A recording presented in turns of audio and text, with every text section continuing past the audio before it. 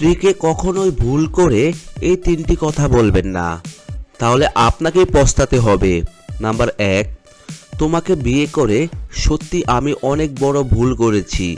এই ধরনের কথা কখনোই আপনার স্ত্রীকে বলবেন না। এতে আপনার প্রতি ভালোবাসা তার মন থেকে একেবারেই মুছে যাবে। নাম্বার 2, কাজের থেকে বাড়িতে আসার পর স্ত্রীকে কখনোই গালাগাল দিবেন না। তাহলে তার মনে এটা চলবে যে যখন কাজ থেকে আসে তখনই বাড়িতে অশান্তি করে, তখন আর আপনি বাড়িতে আসার অপেক্ষা করবে না। নাম্বার 3, স্ত্রীর বাবা মা গরিব থাকলে কখনোই তার বাবা মাকে গালাগাল দিয়ে তাকে কথা শোনাবেন না, কারণ সেও একজন মানুষ।